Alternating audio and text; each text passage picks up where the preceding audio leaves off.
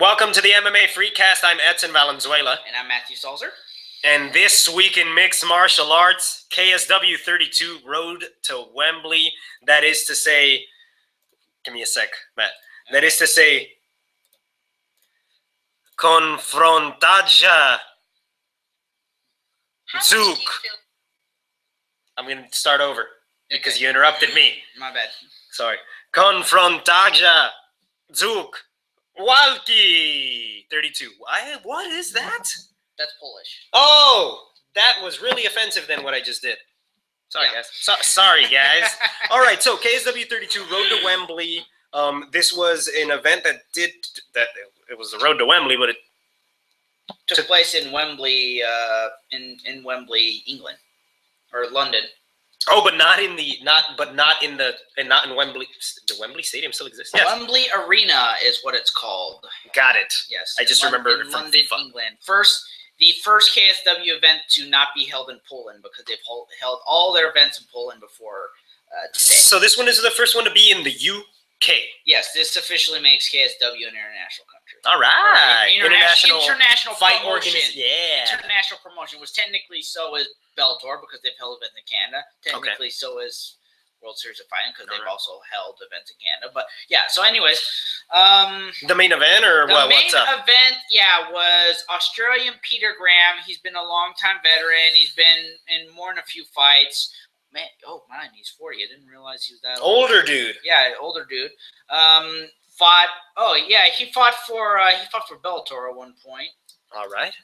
That was probably Bellator vet. He doesn't have any. For a World Series of Fighting. Fought against Fujita, Rollis Gracie. Started off his career with 3 losses. He beat Alexander Emelianenko. Fedor's little bro. Yes. And then in Bellator, he fought Eric Prindle, Chikongo, Manmo. So he's been around the game for a little while, but he hasn't really made an impression, and he's an older dude. He's an Australian gentleman, and picked up a win against the Mariusz Pudzowski. Polish? He's Polish. I know this gentleman. He is a strong man. He holds something like the record for strongman competitions, and he transitioned to MMA because they wanted to take advantage. Strongmen don't seem to have the body frame that would easily transition into mixed martial arts. They seem a little too stocky. Maybe I don't know anything about what I'm talking about. He's only 260. Wow, I didn't realize he was only 260. He's only 260. Only 260. He looks bigger because he's. Well, yes, yeah. And 265 is. Yeah, he's a strong man. He's just. Yeah, he's a big dude. Yeah. But at 6'1", he's not. He doesn't make for an especially tall heavyweight too. True. Yeah. So he's actually. He's also been around for a good amount of time. He also beat Rollis Gracie, really? By a knockout in the first round, 27 seconds in earlier this year. Yeah. He's I hate to say this. I know that he's probably actually trying to make a legitimate name for himself, but he's primarily been a freak show fighter. That's primarily what he's been. He's fought guys. Yeah, we look at this list. He's fought guys like Tim Sylvia back when Sylvia was puffed up super heavyweight. When he was a bigger dude. He fought Butterbean. That fight was funny because. Am I right in remembering that his nickname was Puds? Yeah, Puds. Yeah. All right, go on. Puds. Yes, so his nickname is Puds. So he fought Butterbean. Yes. Yeah. That fight was funny. Butterbean was awesome. Yeah. Surprisingly, Butterbean actually did pretty well in MMA. He actually. I was going to mention. He actually did have. Relatively speaking. He actually won a super heavyweight championship. He actually did have a winning record. He actually, he actually did pretty well. I mean, it's just one of those things where he kind of. He did well. Yeah, he surprisingly did pretty well for a boxer. Well, what I think really what that means is he adjusted. No, he must have taken it seriously to a certain degree. Where I think there have been some crossover like athletes that didn't really take it. They didn't take the time to understand the sport really. One example I'll give. Eric Esch could be comparable to Butterbean could maybe I don't know. Mhm. Nah, Sure. Holly Holm's on a different level. But Yes. Actually, yes, she is, because Butterbean was a journeyman on the journeyman boxing circuit, like the non-really professional boxing circuit. He won a couple of actual championships. He was basically a journeyman. And then he fought James Thompson. This is Puds we're talking about. Yeah, he fought Bob Sapp. Bob the Beast Sapp. Yes. Just I mean, Freak Show written all over it. Yeah, Freak Show all over it, and Rollis Gracie, and now he just. So this was a heavyweight. Peter Graham. This was a heavyweight main event at KSW 32 Road to Wembley. That was headlined by two heavyweights that I actually, and this is a strange thing to know, that have zero UFC experience. Yeah. Poods. I don't think any major promotions have actually really taken him seriously, because he's fought in KSW. His win-loss ratio is actually not that bad. Yeah, it's not that bad. So you could, as we were just talking about, how Butterbean actually took it seriously. I think Poods actually takes this seriously, but the problem is, because he's a strong man, I don't think any other promotions really take him seriously. And if you actually look at if you actually look at he's only fought for one other promotion, Musin, and that was his fight with Sylvia. I think Musin's actually is a Korean promotion, if I recall correctly. Even though it took place in Massachusetts, he's only fought outside of Poland twice. One was the Wembley. So it's fair to say that he might have been it's fair to say that he might have been the favorite. Going into this main event. This main event, I'd say so. It's kind of weird that Peter Graham pulled off the victory. Yeah, Conor McGregor is the one who I feel termed the idea of a MMA journeyman, which I personally don't like that term. I think that it's exclusive to boxing. I think it's a little derogatory in a way, and I don't like to use that for certain fighters. But what about Tim Bosch? I'm kidding. But didn't he give you that feel though? Yeah. I mean, why not? Maybe I'm BSing. Yeah. But no, how about this? I understand exactly what you mean. It is a derogatory term. It's pretty much saying you suck. One way that we could look at it is, maybe Poots was looked at as the favorite, and Peter Graham was, at 40 and having the record that he did. Yeah, maybe he was looked at as the journeyman. Mm-hmm. But 12-9. That's actually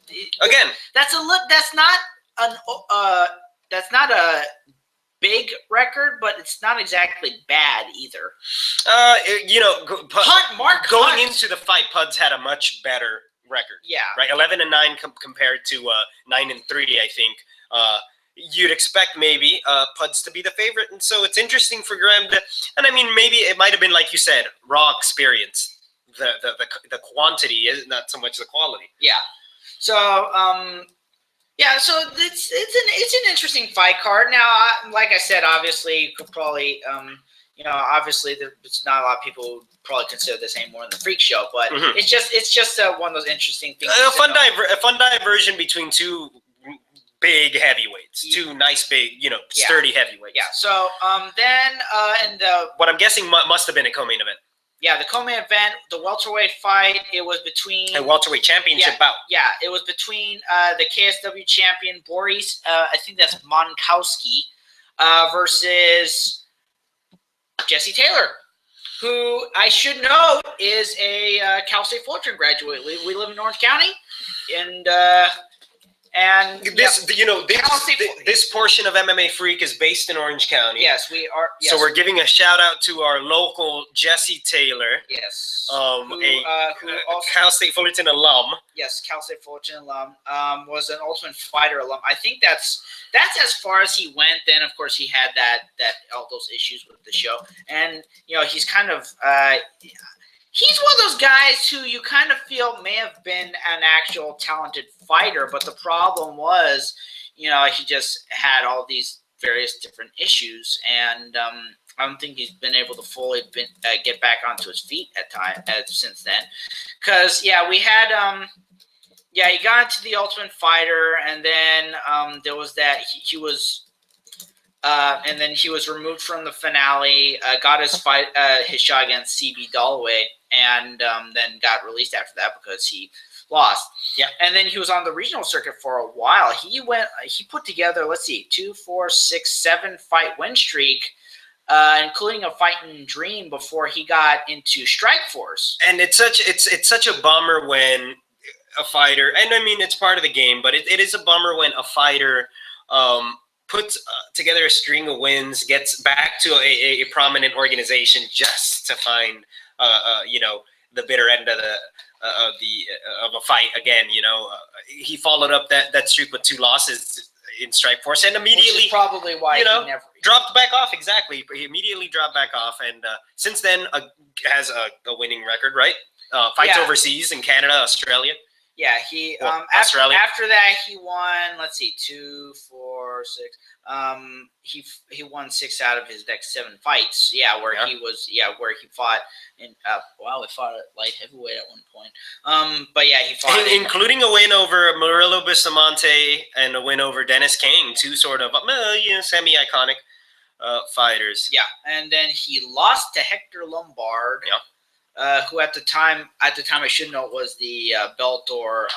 This was in 2011. Yes, he was at the time the Bellator middleweight champion. Yeah. Then he fought. He fought in KSW, so he's fought in KSW before.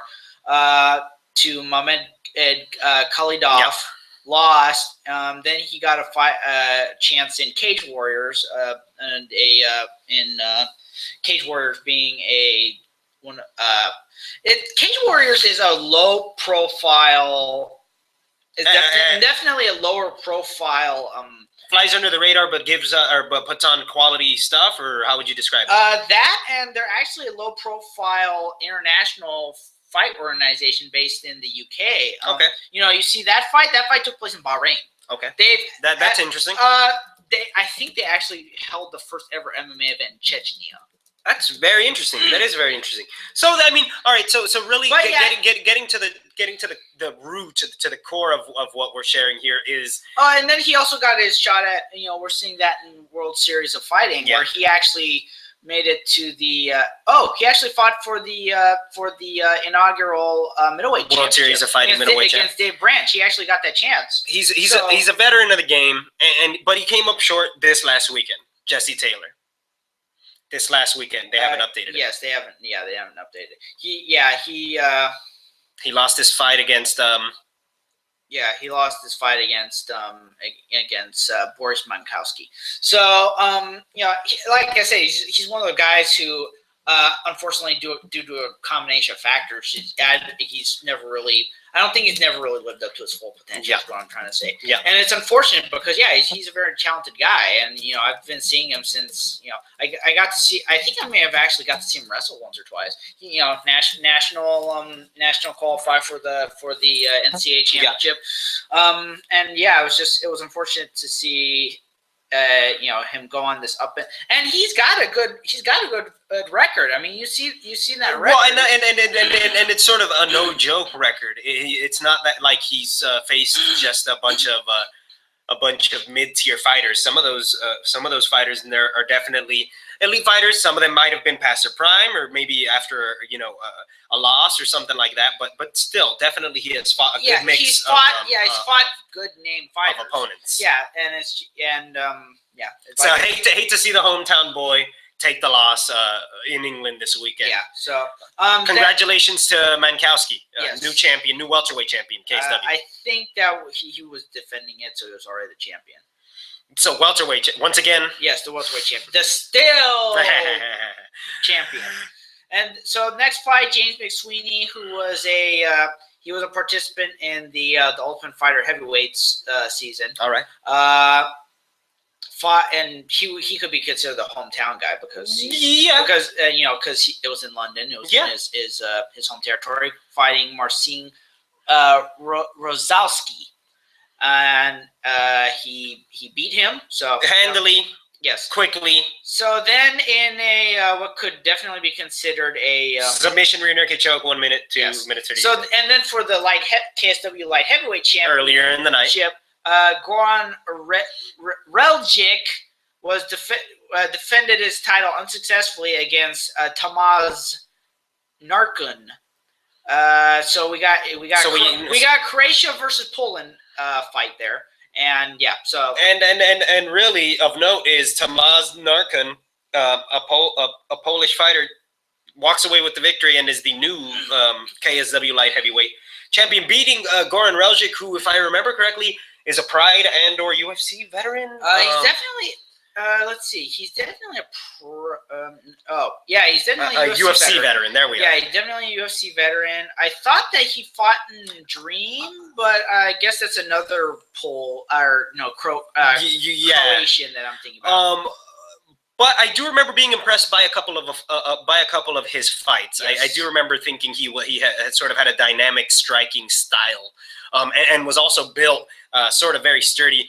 He was the champion, no longer the champion, new light heavyweight champion over at KSW. Yeah, so let's take a look real quick at Narkun's record, if you don't mind, just to sort of get an idea of the light heavyweight picture over there. He's fought an M1. He's an M1 dude. He's fought Goran Reljic before. He lost by a majority decision in December of 2014. Yes, and this time he actually finished him. This time he finished him. He was able to come back, and he only has 2 losses on his records, one to Goran, the other to Vyacheslav Vizilevsky. And this was in M1, and this was and the method of defeat was take TKO parentheses retirement. So that's kind of an odd one. You don't see a guy quitting on his stool bench, is what I guess, right?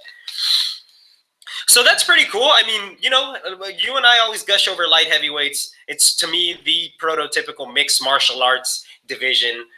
So it's neat to see a title change hands, Yeah. There, just as it does everywhere. Yeah, then to round out we'll kind of break down the last couple ones just sort of quickly. Okay, I have no idea who these guys are. The next fight was a lightweight. Materas Gamrot, a lightweight bout. Marie Parev. Jim Wallhead, I've heard of him before. Really quickly mention the round and all the details. Lightweight bout. Gamrot versus Parev, second round, 321 TKO to punches. Yep. Then at welterweight, Jim Wallhead. He's fought in a few different UK promotions. I think. Jim Wallhead. Yeah, Jim Wallhead. All right. He's fought in a few different promotions, and he beat Rafal Mox by second round TKO at 226. All right. Then Oli Thompson also been around the block in the UK. Mm-hmm. Beat Mikhail Wilderic. That was a disqualification due to so I'm guessing the illegal knee might have been to the crotch area.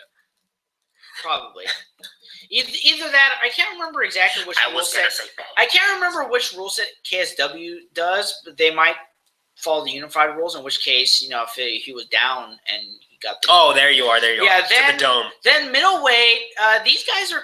This is a matchup that you probably more see in Bellator, because these guys are Bellator standouts.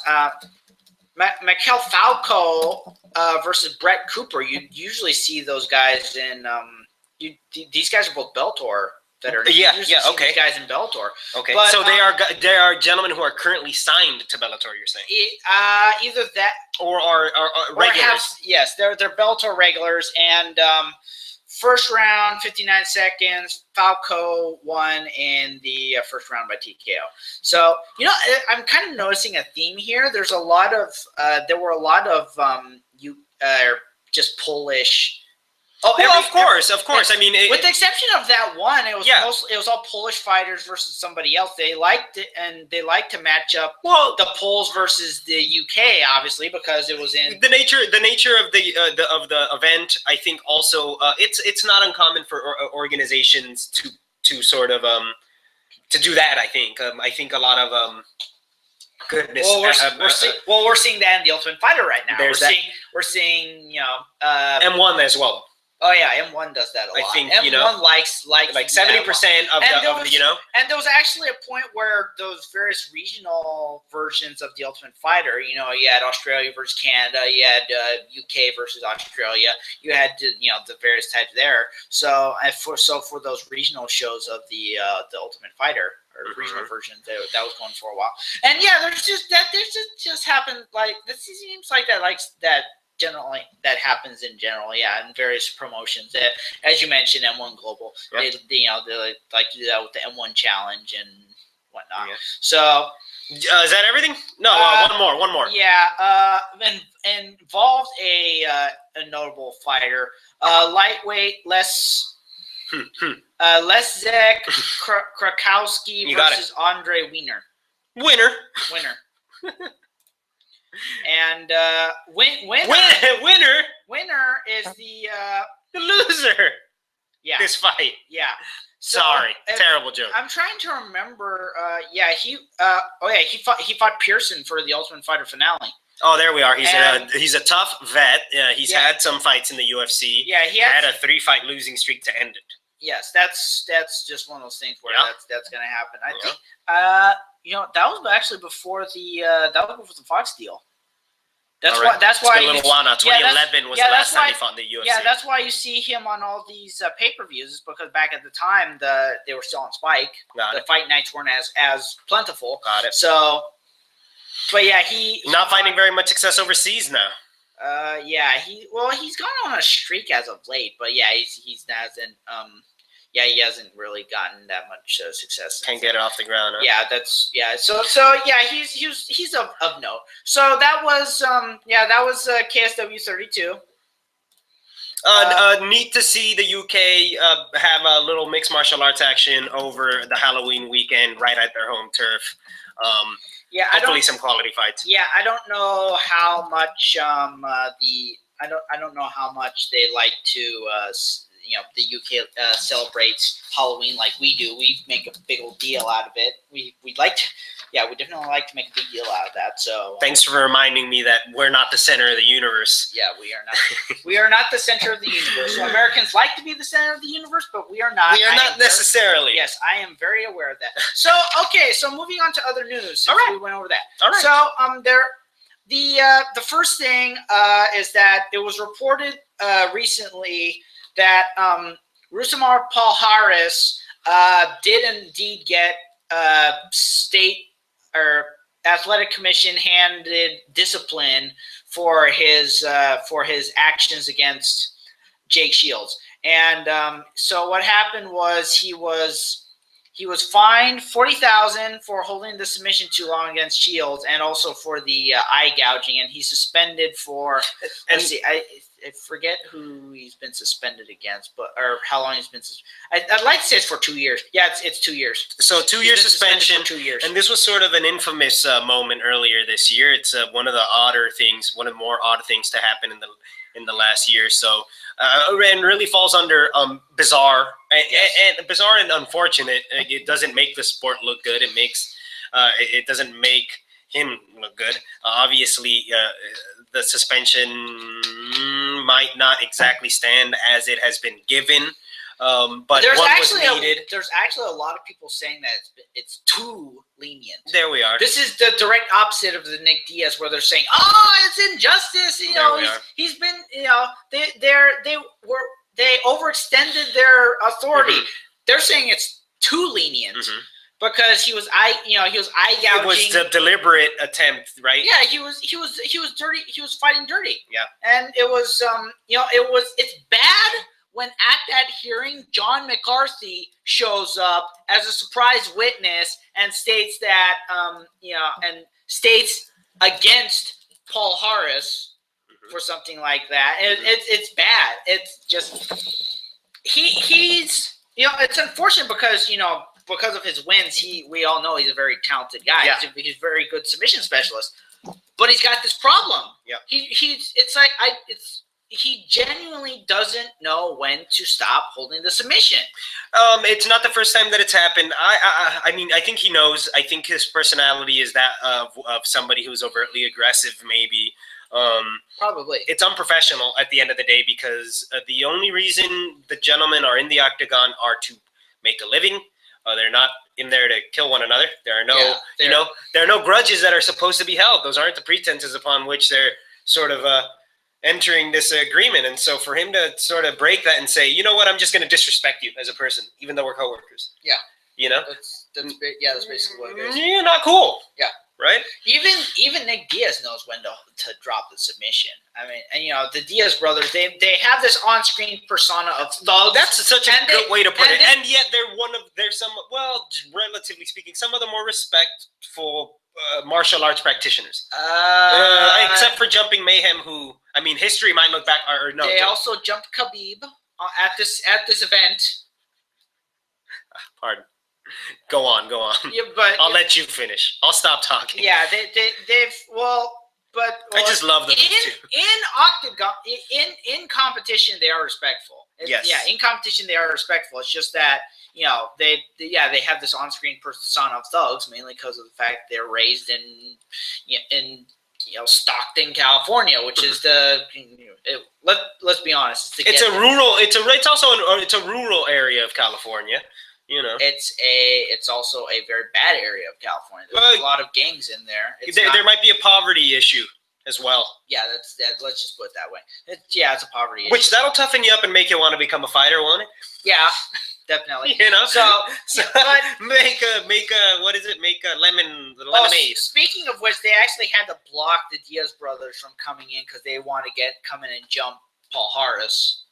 I think, again, it's more of a mentality and personality style for them. Yeah.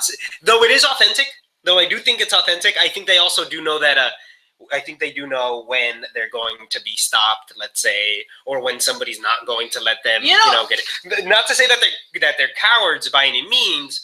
I agree with you. I don't. But I think they make gestures to emphasize, I think, the strong team dynamic that Cesar Gracie's camps have sort of, or am I? Yes, that's right. Cesar Gracie. Have been sort of known to have for a long time now. They take care of their own, and they don't like it when someone's disrespectful. They don't like it when you're actually going out your way to hurt them. That's where their value. They draw the line.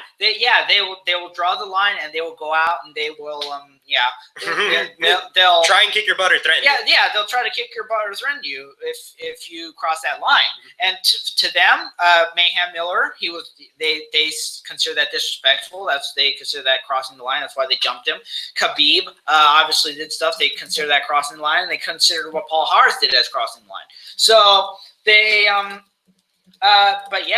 they just had issue with a bunch of stuff like that. Yeah. So ultimately. So getting back to the headline here, Paul which Harris, is Polaris suspended. I'll give this one bit of commentary just on suspensions in mixed martial arts. It's still a young sport, like you and I have mentioned. They're still getting the hang of exactly what lengths are appropriate as a punishment for what transgressions. You and I can have a discussion on how to moralize between whether or not we think performance-enhancing drug is worse than eye gouging in a bout, is worse than smoking pot leading up to a bout, is worse than. There you go. So those issues specifically are up for debate, and that's perfectly fine.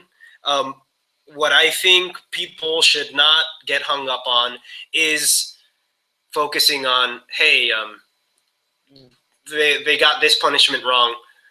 They got this punishment wrong. We're getting the sport, the commissions, everyone is getting the hang of how we're going to approach these things, I think, still. And that'll continue to change. You see, I mentioned this before on the podcast. The NFL hasn't even gotten it right. And that's like the most popular sport here, For something like this, I agree. And most things I think, and this might be just how I perceive it, most things I think end up being about the length with which to which people care about by the process of appeals a lot of the time. So it'll be like even if it's 2 years, it'll be like in 13 months, if everybody has forgotten about it, it'll sort of slip under the news stream, and it'll be, all of a sudden, he can fight now, and maybe people won't. They'll care. There'll be a pocket of the community that cares, but there'll also be a pocket of the larger, I think, pocket of the community that will have moved on at that point, and maybe just be like, the commission can't get anything right, but then they really just get over it, right? The same, I think, will be the case for the Diaz suspension. I think that it'll be similar sort of deal with that. Well, there's been a lot of people who are saying that with the Diaz suspension, it's probably going to go to court and it's probably going to get overturned, similar to how Wanderlei Silva's lifetime ban got overturned. But obviously, that's something we'll see. Courts can take a long time, or they could be quick.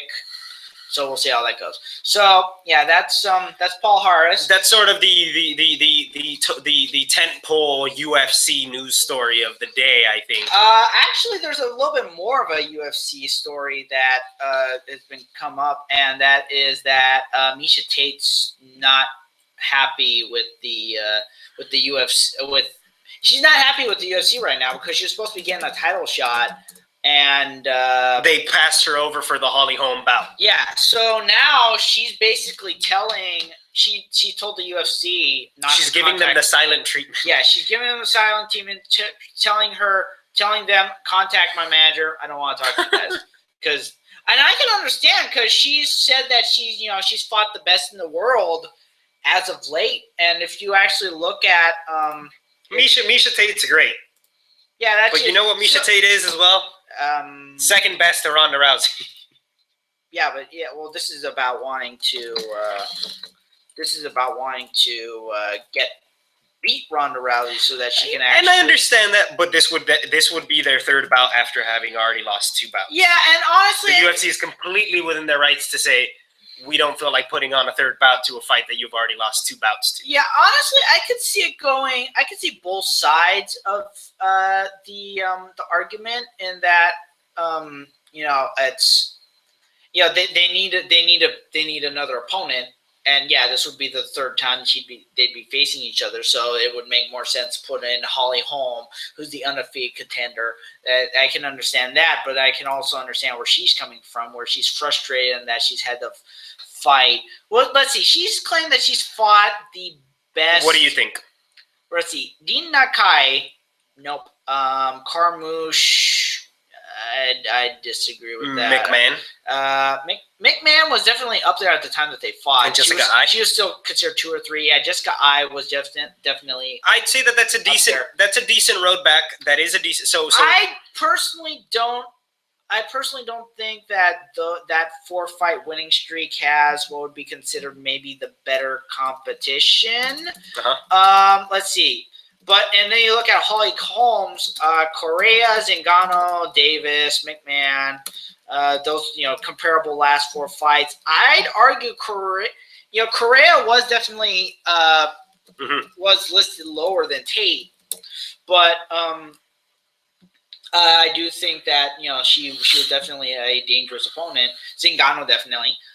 Davis was definitely dangerous. McMahon was definitely dangerous. They were all. So I think it's fair to say that they both have fought, and let's use the last year as a window upon which to gauge them. They both have fought decent opposition in the last year. Also, but as a caveat, at the end of the day, Tate has fought Rousey twice. She's come up short twice, and I think the MMA fan base, let's say, the MMA fight fan base, deserves about between 2 undefeated WMMA fighters. Like a legit, this is the first, and this is sort of a big deal, I guess. This is the first legitimate heavyweight.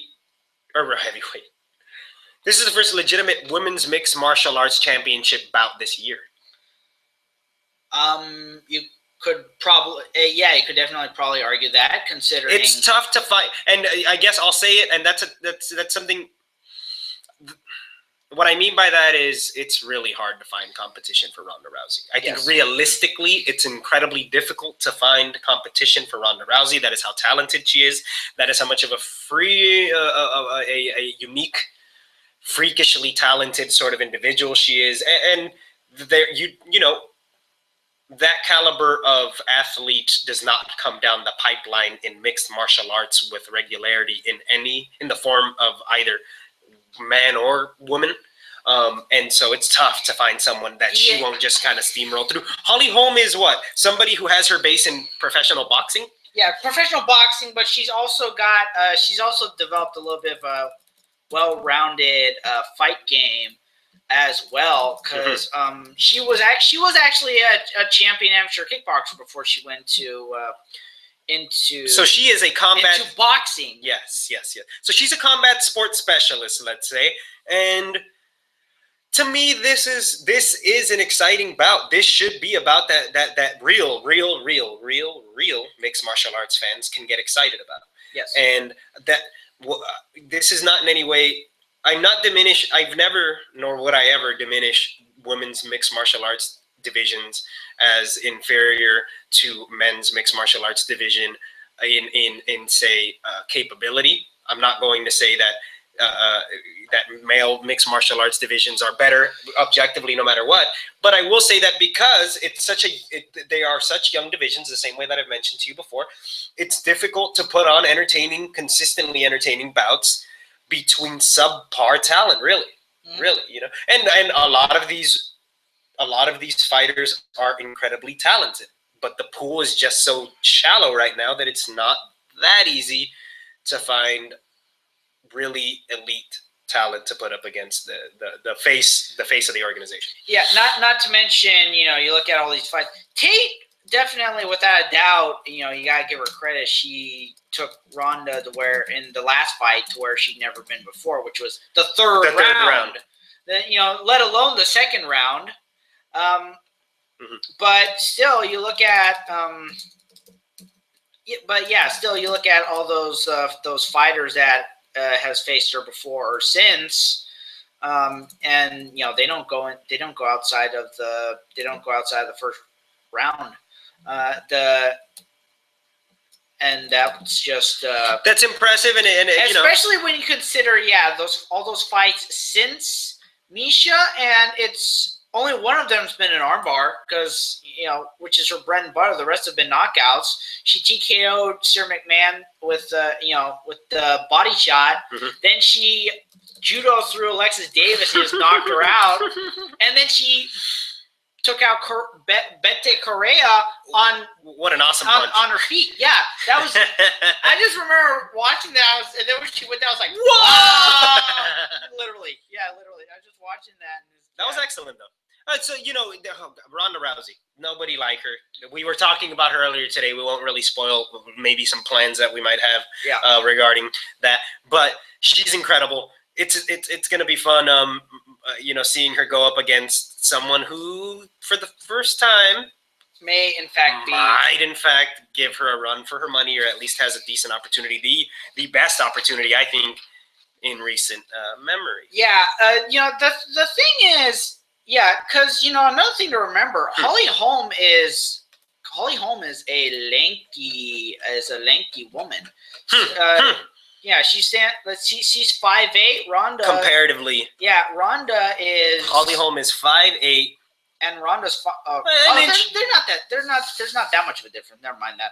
Okay, 5'7" to 5'8". That's not gonna be a huge difference. But she still, what you mentioned was lanky. Exactly, what you mentioned was lanky, not height necessarily. Let's also look at that reach, because let's see, 66 inches for Miss Rousey compared to 69. That three inches could make a difference. Yeah, no, you're absolutely right. And then there's also her leg kicks. She has pretty good leg kicks. And a lot of people were thinking she's a boxer. She's only good at her hands. Like I said, she was a amateur. Yeah, she's a student of kickboxing. Yeah, she was an amateur kickboxing champion before she went to MMA. She's got those skills. Yeah, a lot of her knockouts on the lower level circuit were by head kick. Let me make a note to the audience. We need to do a better. Matt and I need to do a better job of researching some of this stuff so that we're not constantly clicking around while we're casting. But I think we do a pretty good job of hopping back and forth. Yes. Between stuff. Anyways, yeah, that's in a couple of weeks. That's in 10 days. Yeah. So but the overall point, it's understandable that Misha's a little upset, but you and I agree that it's probably it's a better. It was the better move. Yeah, it's probably a better matchup. Hopefully, Misha can eventually get her title shot, and let's just go with what we could consider the unlikely scenario. Holm wins. Oh goodness! You cannot. Then it's like Misha, you want your title fight? You can get your title fight. We'll say this: we'll spend a good portion of next week's podcast discussing previewing that fight, the fight, but specifically discussing what happens if Holm wins. How about that? Yeah, because that it shakes things up, and it would really shake things up. It's like, do you even go forward with what was being considered the big match? The cyborg match. It's like, would that even go? Would Holm maybe be? There you go. Would Holm maybe consider actually going up to featherweight? There's a whole bunch. So we're getting carried away with November 15th, and we need to move a little bit further this way. There's a fight night coming up. Yes, there is a fight night coming up. Belfort versus Henderson 3, UFC Fight Night 77. That's going to be this Saturday in Sao Paulo, Brazil. So another event outside of the U.S. Yes. This is a salvaged main event, or this is a? This is the actual main event. This was booked this way, booked as such. Yes, this was the booked main event. This was going to be the main event from the beginning. At the beginning, and it's still going to be that way. Yeah, and it's the trilogy between Belfort and Dan Henderson. All right. And so a little bit of a background. This is going to be fought at middleweight. Okay. So Henderson and Belfort originally fought for the welterweight in Pride. Yes, this was a very boring fight. I saw this fight. Yeah. I saw it the day that it happened. Yeah, it was welterweight in Pride, and Henderson came away with the decision. Yes. Then they fought again a few years ago in the UFC. Of note, the first time they fought was during sort of a downswing in Vitor Belfort's career. He had this sort of a mid-career slump. He started off with a bang with some very big knockout wins early on in the UFC's history, and then he went on to Pride, found some success, but also sort of got pushed around. One of these fights being the case, the first fight against Henderson. They both made their way back to the UFC after the UFC absorbed Pride, fought the second time, yes? And Strikeforce. Oh, I apologize. Oh, then no, the second time was Strikeforce. Are you in Strikeforce then? No, the second time was in the UFC. Okay. Here's what happened. Belfort started going into Belfort when I'm not sure. I went into a few different promotions. Ended up in Affliction. Okay. Yes. He beat Terry. Then Henderson, was in Pride. He went back as part of the Pride absorption. Yes, then there was a contract dispute. He leaves because the contract ends. Yes. And then he goes to Strikeforce. Yes. And then when Strikeforce got absorbed and Affliction got absorbed, they came back, and that's where they met. Yeah. Okay. Yeah. So. So far it's Vitor's. Is it 1-1 so far? Yeah, it's 1-1. The last fight, Belfort knocked. I wouldn't say. It's hard to say whether he actually knocked out Dan Henderson. Mm-hmm. If you actually watch that fight, he definitely knocked him down. I'd say it was probably more of a TKO win than anything else. All right. So now they get to sort of first round knockout. Yeah, it was a first round knockout.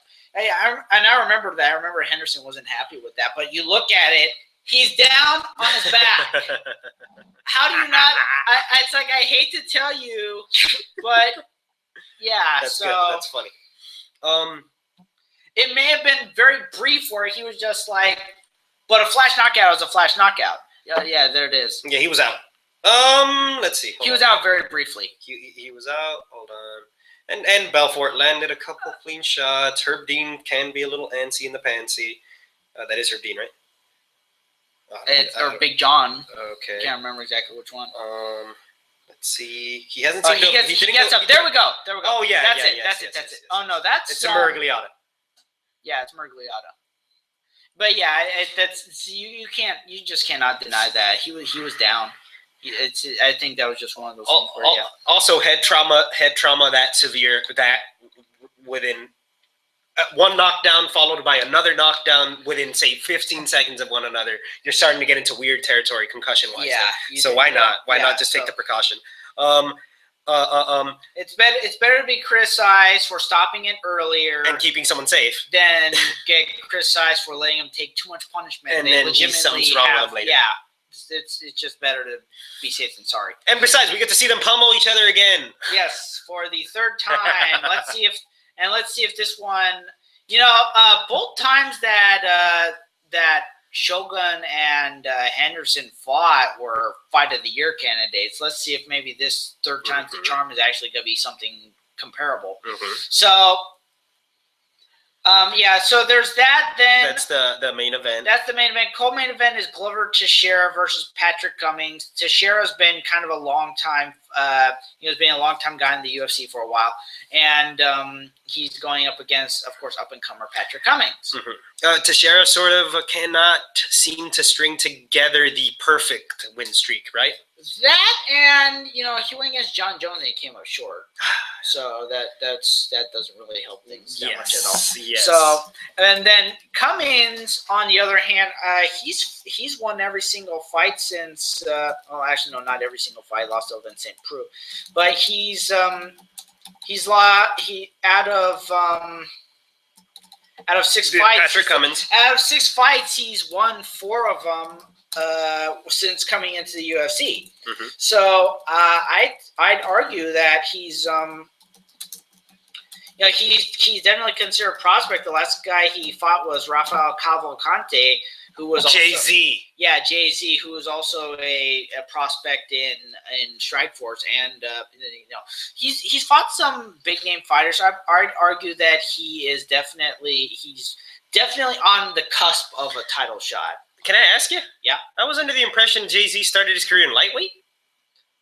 I think we're talking about other. Oh, Jay-Z. I was thinking Jessius Cavalcante. Yeah. My mistake. Yeah.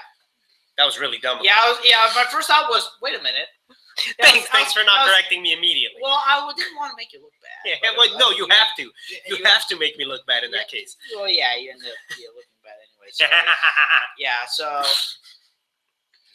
But anyways, yeah. So the so that's the main event, or no, that's not the main event, but that's an undercard, the co-main event, immediate undercard to the main event. Then we got a bantamweight bout. Yeah, Thomas Almeida versus Anthony Burkett. You remember Burkett's the guy who stepped in against? No, I'm thinking about a different guy. Burkett's actually. Oh yeah, he's been on the regional circuit for a while. I saw him in one of the Maximum Fighting Championship fight cards, along with I forgot who's the toothless guy in the Ultimate Fighter. Tom Galecchio. He also fought on a fight card with Tom Galecchio. Not with him, but he was on the card with Tom Galecchio, and he's an up and coming. He's an up-and-coming guy. I mean, you look at his record; it's a pretty good record. Not a bad record. So, yeah. So only 2 losses. Yeah, only 2 losses. One of which was in the UFC. So he's definitely got some prospects. I think that he could eventually make himself a name for himself in bantamweight division. Yeah, make a name for himself in the bantamweight division. Then let's see, Alex Oliveira versus Peter Hallman. I don't really have much to talk about those guys because they're just. They're there. We're just letting you know who's on the card anyway. Yeah, Gilbert Burns versus Rashid Magomedov. I'm trying to remember if this guy is connected with Khabib. But he's an M1 vet now with the UFC. Yes, M1 vet now with the UFC. Yeah, he's been in there for a while. He's got a couple wins in the UFC and looking to make his mark in the lightweight division. Is that right? Yes. So. And the first card or the first fight of that night will be a light heavyweight bout. Yes, on the main card. On the main card, Fabio Maldonado versus Corey Anderson. And this will air on Fox Sports 1, but so will the prelims. Yeah. Really, Clay Guida's on the prelims against Thiago Tavares. Yeah, that's a match that would have been cool 7 years ago. Yeah. Since then, those two have kind of hit. Gleason Tibau's also there. Haven't seen him fight in a little while, so that's going against Abel Trujillo. Interesting, small dudes of note on the prelim card, but they very much capable of putting on some fun bouts. Absolutely. Yes, it looks actually that's a pretty decent card. Huh? Yeah, I'd say it's a pretty decent card. There's some name fighters on there, and then there's some prospects. But I'd say it's a pretty decent, solid card. Fight night card. And you know what? It's fun to have the Belfort Henderson bout at middleweight. Yes. Henderson, I think, has been vocal about expressing his sort of dislike for trying to consistently be at middleweight. I remember when he first came back to the UFC. That was an issue that he sort of mentioned was, of course, I'm going to go down to fight Anderson Silva for the title, but I would much rather stay at 205. Even before going into the middleweight bout and losing, he sort of made it clear that was the case. If we're going to be honest, he was always a lighter guy. If we're really going to be honest, he was always a lighter guy. And but at this point in his career, if he wants to actually be able to, actually fight competitively, then that's where it needs to be. Like his last fight at light heavyweight, he weighed in at 195. At that point, it's ridiculous not to cut 10 pounds and just go down. It's like, damn, what are you doing? So Matt, because there was a point where he naturally walked around at like 204, 205. Yeah. And then it's like, why aren't we? Yeah. Well, with age. So, Matt, you had something lined up for us. Okay, so yes, so for those of you who don't know, at MMA Freak, this is usually considered Hall of Fame month. So November. Yes, November is considered Hall of Fame month because it is during this month that we make Is during this month that the writers here at MMA Freak cast our ballots for the MMA Freak Hall of Fame. Now, the MMA Freak Hall of Fame includes. I actually have a list of the names right here. So, all right, the potential inductees. No, these are inductees. Okay, go on. These were the class of 2013. Current, got it. Yes, class of 2013, class of 2014, class of 2013 was the first class in which these people were inducted. Okay, so we're going to start with 2013, rattle them off quick. Okay, so 2013, it consisted of Chuck Liddell, Ken Shamrock, Anderson Silva, Royce Gracie, Tito Ortiz, George St. Pierre, John McCarthy, Rorion Gracie, Dana White, and Randy Couture. That's a solid list. Yes, so that was the class of 2013. 2014 consisted of Vanderlei Silva, Fedor Emelianenko, Matt Hughes, BJ Penn, Dan Henderson, Mark Coleman, Frank Shamrock, Art Davey, Jens Pulver, and Ronda Rousey. So this year we will be again inducting people for the Hall of Fame, but there was a little something that took place a little bit in the background, behind the scenes, behind the scenes that I would actually like to bring to light. And there was a little bit of a discussion, and you actually brought this up, that having 10 inductees a year would kind of exhaust the number of legitimate people, the people who legitimately deserve to be in the Hall of Fame, and they would exhaust them a little too quickly. And as a result, within a few years, we might be inducting people who do not at all deserve to be in there. Also, Hef brought that up. But and also he brought up the fact, why are we inducting still active fighters in there? Well, here's the thing. The Hall of Fame was originally my idea. I pitched it the first year that I was on staff to our distinguished editor-in-chief, Gabriel Keith. So when I first inducted it, I originally had an idea is that these would be legend. These were either going to be one or two people. There were going to be legends of the sport who were retired or inactive, or people who are in the background. Like you, for example, look at the names John McCarthy, Rorion Gracie, Dana White, Art Davey. Those guys were all background people. They were more in the organization of the sport more than anything else. Yep. So that's the original idea that I had with the Hall of Fame, was that these were going to be people who were kind of already established. They were kind of already legends, and they were, their legacies were already established. Yep.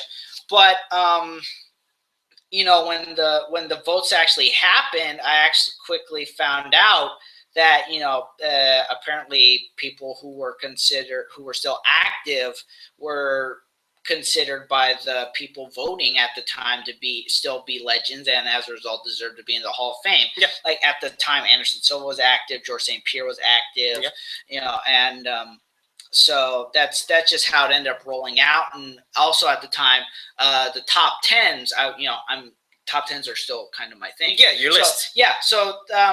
It's the top tens were still, and I want to put it in the form of a top 10 list, even though they're all Hall of Fame inductees.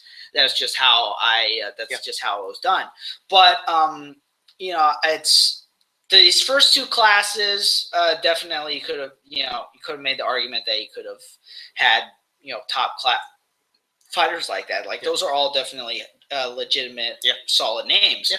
But now though, since those names are on there, I've kind of come to the realization, we should probably slow down a little bit. Mm-hmm. So it's starting next year, because this year I kind of already laid down the top 10 vote. Your ballot of 5 will still be accepted. Thank you. So, but and Hef already submitted his ballot, absolutely. Which is 10, which and I already had 10 names in mind that I wanted to submit anyway. So starting next year, it's going to be a ballot of 5, and the class will be 5.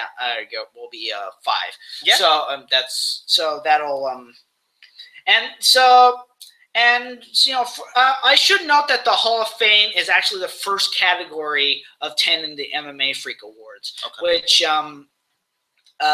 actually we are now doing as part of the which we'll be doing that more in January. When sort of the year beginning. Yeah, year beginning. That's what we'll be doing there. So so what I had planned for this year in terms of the Hall of Fame was, I have in this Starbucks bag the name of all the Hall of Famers in there to date. So the plan is I'm going to shake this up, and then we are going to, for this whole month, leading up to the first week of December is when the polls are going to close, and the next class, the MMA Freak class, Hall of Fame class of 2015 is going to be announced. Uh-huh. So, but in every week leading up to that we have for a podcast, we are going to one name is going to be randomly drawn, and we are going to discuss that person's career. Okay. So, I have all starting now. Yes. So have all the names. Yeah. So okay. The first one, the Hall of Famer for this week. Okay. This is from the title of people who are already in our. Yes, these are the Hall of Fame. These are the Hall of Fame inductee members. Brilliant. Okay, so today we are today we will be discussing. We are discussing Mr. and summarizing more or less Frank Shamrock's impact and career. Yes. On mixed martial arts. Yes, the very illustrious career of Mr. Frank Shamrock. So I'll let you start. Frank Shamrock. Okay, so Frank Shamrock, as we know, he was the younger adopted brother of also UFC legend Ken Shamrock. Yeah, Ken Shamrock, who's also in the UFC Hall of Fame. So, but he kind of had a much more different path than what Ken Shamrock experienced. Yeah, than what Ken Shamrock experienced. He never Ken Shamrock, because of Ken Shamrock's actual pro wrestling background, he had kind of a catch wrestling background, but that was set. You mean Ken or Frank? I'm sorry. Ken specifically had a pro wrestling background. Yes. That's what he based lines then off of. He, all of his training came in the catch wrestling that catch wrestling style, that old style of actual legitimate wrestling. Yes, it was almost like if you wanted, if you were a professional wrestler in the U.S., let's say, if you were a professional wrestler in the U.S. and you wanted to be a jerk, you were a good catch wrestler, right? Because it was sort of this way, I think traditionally, before professional wrestling, when professional wrestling was, say, more of a regional specialty interest, let's say, you wanted a guy, and this is, as far as I've researched, you wanted a guy who was a good catch wrestler, so that if there was another gentleman who was not willing to sort of play by the script, to lose a wrestling of what is supposed to be a fixed wrestling match, you needed a guy tough enough in there to force the other guy to lose. Does that make sense? In other words, you need a shoot fighter. There you are. Yeah. For those of you who don't know, in wrestling terminology, yes, a match, a normal pro wrestling match is called a work. It's because it's a work match. You're going to they have predetermined moves. That's how they do things. But if someone goes off script, yes, that's called it's called a shoot. Yes, and it actually doesn't come from the takedown shoot. It actually comes from the shooting straight analogy, because it apparently pro wrestling made a name for itself in carnivals. And of course, one thing in carnivals is that one of the games is that with the shooting game, the guns are going to be off sight. Got it. So if you're a straight shooter, then you're being honest. That means the gun is legitimate. Yes, it's sighted correctly. As is then your performance in either the promo or the wrestling performance. Yes, and we very rarely see shoots nowadays, because that a lot of times that means that a said performer can't be trusted. So Ken Shamrock was a practiced tough guy. Yes, he was a practiced tough guy. If he ever was involved in a shoot situation, he could actually hold his own. Yes. So that's that classic training that he got, and because of that, he actually went into, you remember what was at the time WWF, now WWE, at the time of after his time in the UFC. Now Frank Shamrock's path, as opposed to his brothers. Frank Shamrock. Well, number one, Frank Shamrock wasn't always in Lions Den. He was there for a while, but then after a while, Ken left, and there was that very long internal family feud between Frank and Ken, and it didn't help that Bob, their mutual adopted father, sided with Ken. Understood. And so there was.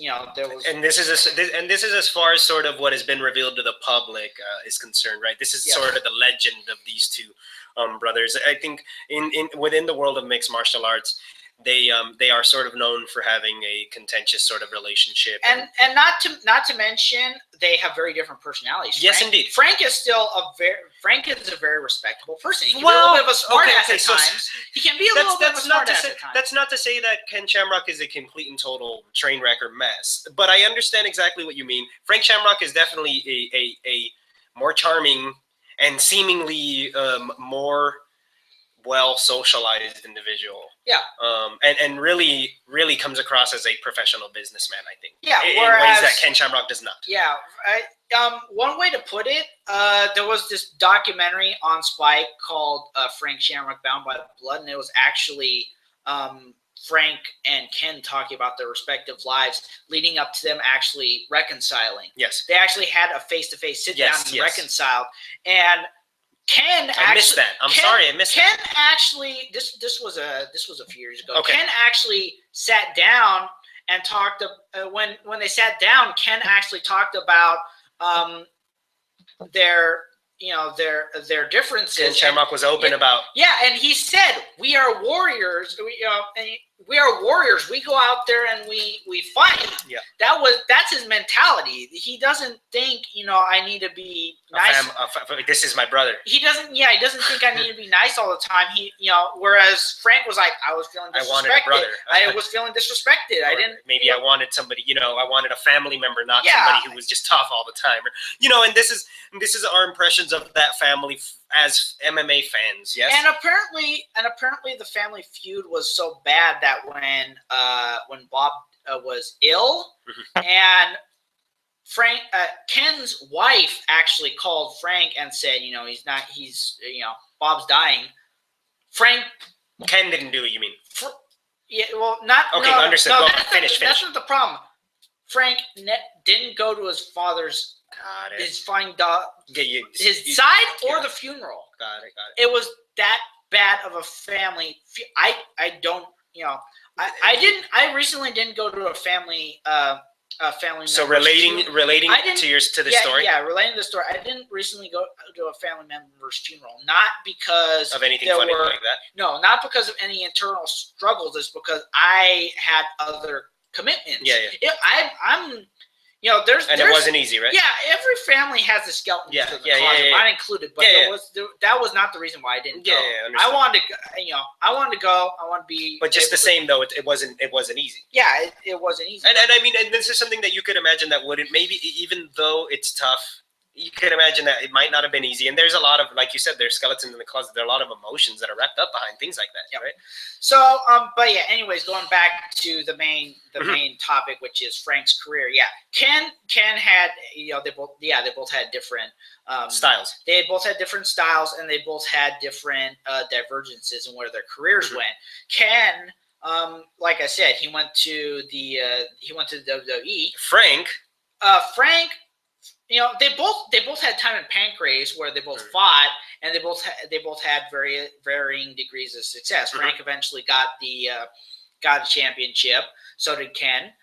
They both lost it, and they both and of course we know you actually covered one of the losses, the classic boss room, the falling out of the ring and everything.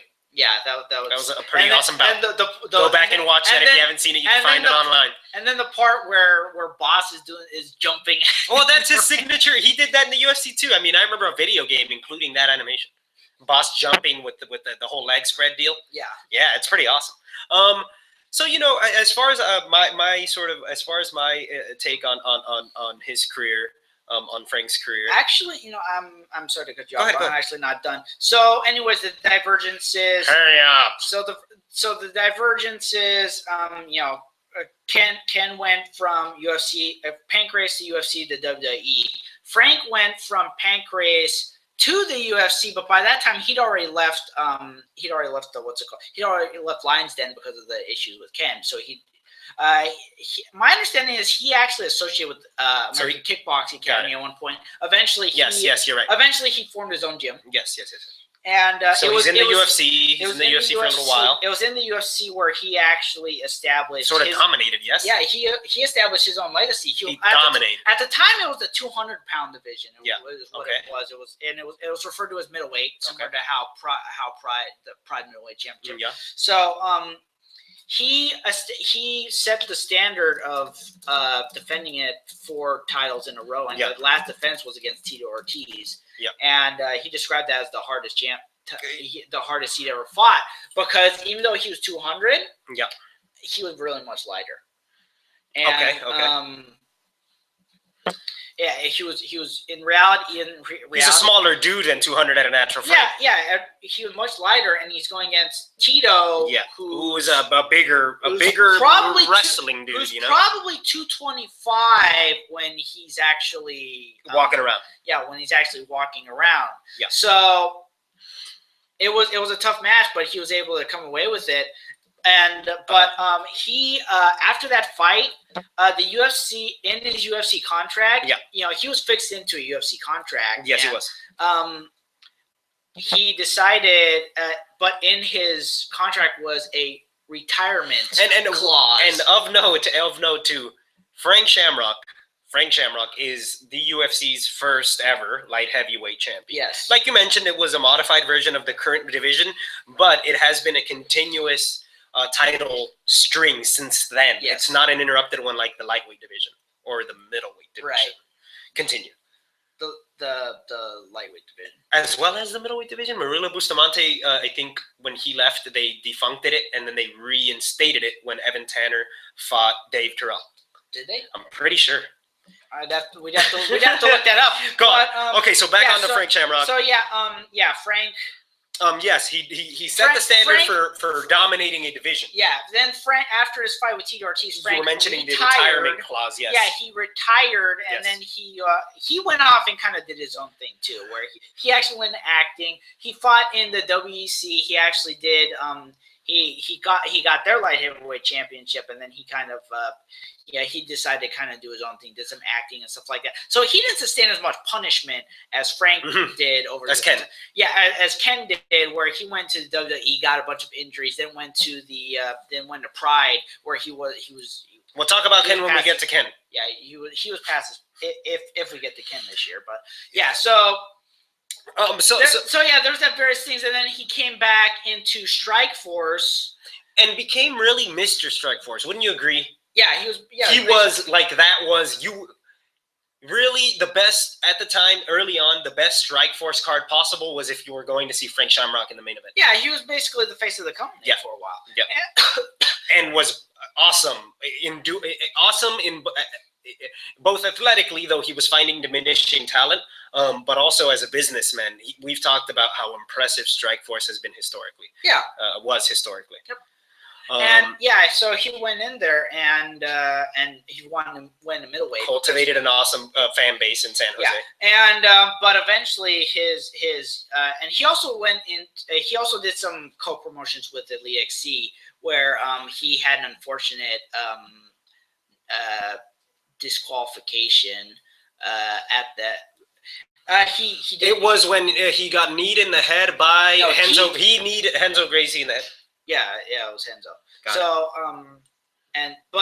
Overall, he still had a very good run in Strikeforce and / Elite XC. The last until he faced a certain guy named Kung Lee. Yes, that was a fun fight to watch. You know what? That was a very interesting year and a half long stretch between the Phil Baroni match, which was the first non-UFC pay-per-view to really build up any amount of buzz. I thought the non-Pride / UFC pay-per-view. Yeah, it was the first one that actually you could consider actually challenge the status quo that was UFC. Yes, and an American-based organization that did so.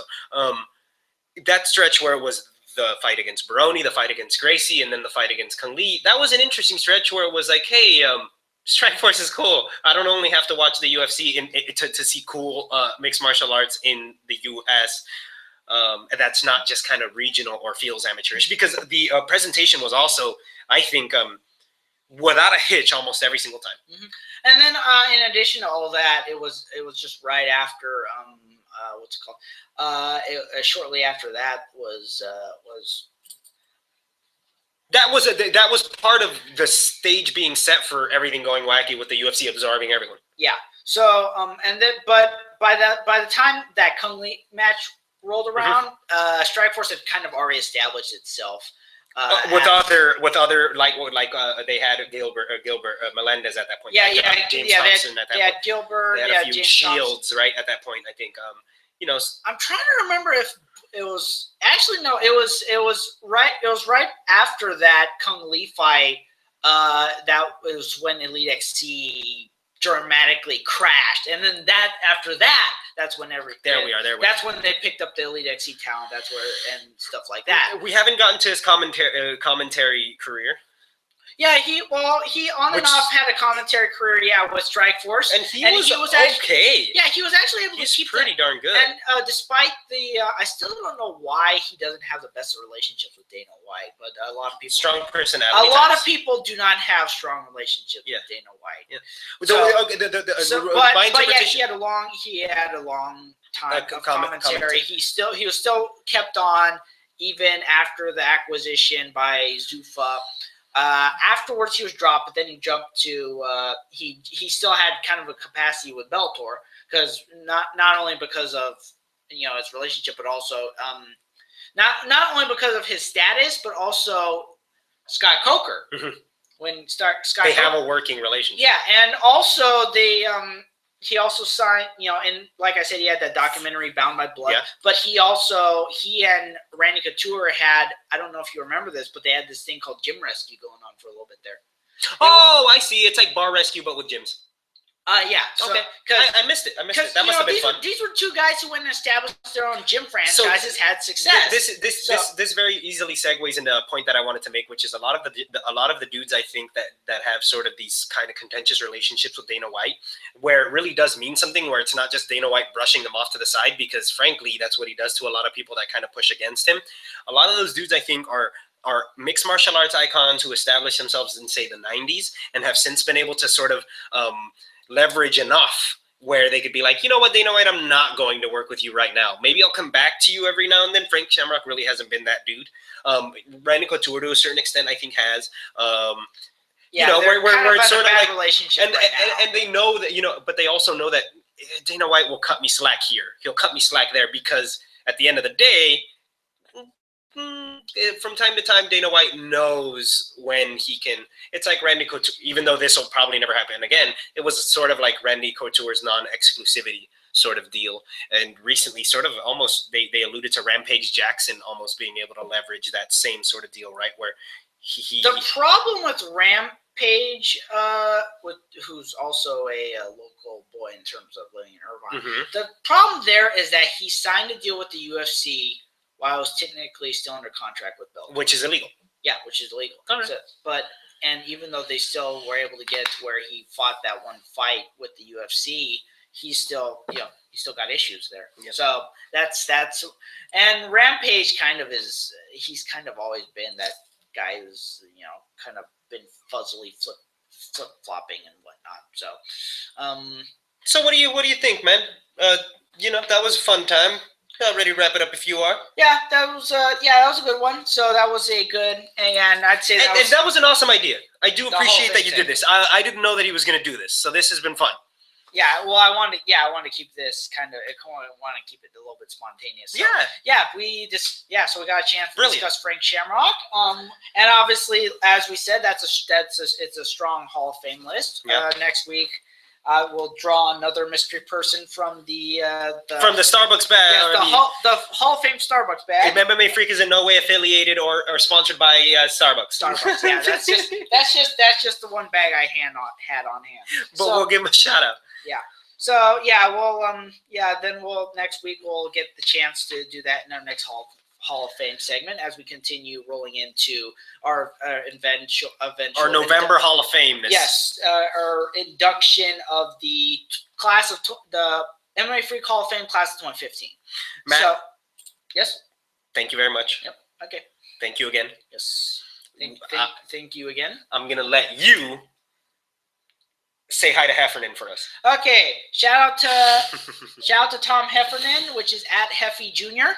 So Tom Heffernan is our MMA Freak affiliate across the ocean in the UK. He might be sleeping right now, probably. And we appreciate all of his hard work and his contributions, and his hard contributions for that matter. Thank you again, Mr. Heffy. And so, Matt, next week we'll talk leading up to the Rousey fight some more. We'll discuss the home deal. Yeah, we'll also talk about the Hall of Fame deal. Yeah, the Hall of Fame, the results of the UFC fight night this weekend, which I will be watching that. And and I think I might watch it too. All right. So that wraps it up for this week. This is MMA Freakcast for MMA Freak. This is Edson Valenzuela. I'm Matthew Salzer. At Matthew Salzer is my Twitter handle. At Edson_V is my Twitter handle. Thank you all again for joining us. And the tag, the Twitter handle for the MMA Freak is at MMA Freakout. At MMA Freakout. And our website is www.mma-freak.com. Go and check it out. So thank you for the show. Thank you all again. Yep. Bye. Peace.